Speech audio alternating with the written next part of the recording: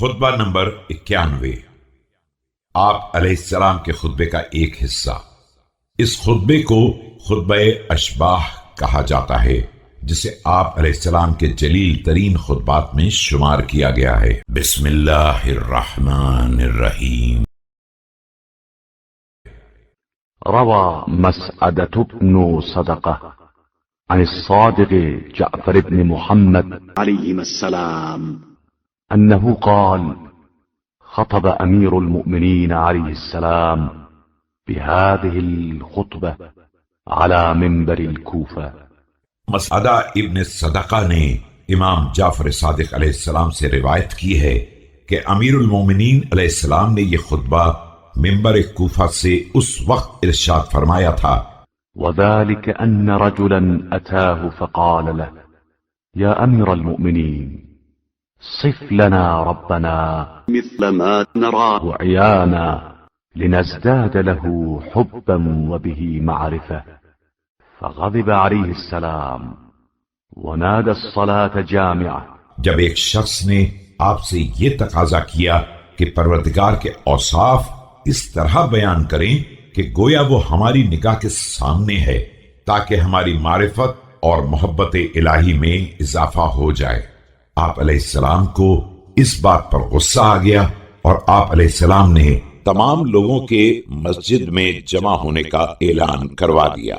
فاجتمع الناس حتى غص المسجد بأهله، فصعد المنبر وهو مغضب متغير اللون، فحمد الله وأثنى عليه وصلى على النبي صلى الله عليه وآله وسلم، ثم قال: مسجد مسلمانوں سے چھلک اٹھی تو آپ منبر پر تشریف لے گئے اور اس عالم میں خطبہ ارشاد فرمایا کہ آپ علیہ السلام کے چہرے کا رنگ بدلا ہوا تھا اور غیظ و غضب کے آثار نمودار تھے۔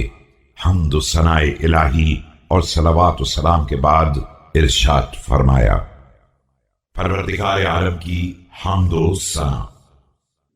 الحمد لله الذي لا يفره المنع والجمود ولا يكديه الإعطاء والجود، إذ كل معط منتقص سواه وكل مانع مذموم ما خلاه، وهو المنان بفوائد النعم وعوائد المزيد والقسم۔ ساری تعریف اس پروردگار کے لیے جس کے خزانے میں فضل و کرم کے روک دینے اور عطاؤں کے منجمد کر دینے سے اضافہ نہیں ہوتا ہے، اور جود و کرم کے تسلسل سے کمی نہیں آتی ہے، اس لیے کہ اس کے علاوہ ہر عطا کرنے والے کے یہاں کمی ہو جاتی ہے، اور اس کے ماں سوا ہر نہ دینے والا قابل مذمت ہوتا ہے۔ وہ مفید ترین نعمتوں اور مسلسل روزیوں کے ذریعے احسان کرنے والا ہے۔ عياله الخلائق ضمن أرزاقهم وقدر أقواتهم ونهج سبيل الراغبين إليه والطالبين ما لديه، وليس بما سئل بأجود منه بما لم يسأل، الأول الذي لم يكن له قبيل۔ مخلوقات اس کی ذمہ داری میں ہیں اور اس نے سب کے رزق کی ضمانت دی ہے اور روزی معین کر دی ہے۔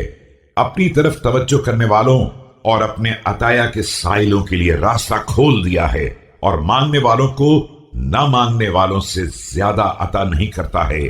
وہ ایسا اول ہے جس کی کوئی ابتدا نہیں ہے۔ فيكون شيء قبله، والآخر الذي ليس له بعد فيكون شيء بعده، والرادع أناسي الأبصار عن أن تناله أو تدركه، ما اختلف عليه دهر فيختلف منه الحال، کہ اس سے پہلے کوئی ہو جائے، اور ایسا آخر ہے جس کی کوئی انتہا نہیں ہے کہ اس کے بعد کوئی رہ جائے۔ وہ آنکھوں کی بینائی کو اپنی ذات تک پہنچنے اور اس کا ادراک کرنے سے روکے ہوئے ہے۔ اس پر زمانہ اثر انداز نہیں ہوتا ہے کہ حالات بدل جائیں۔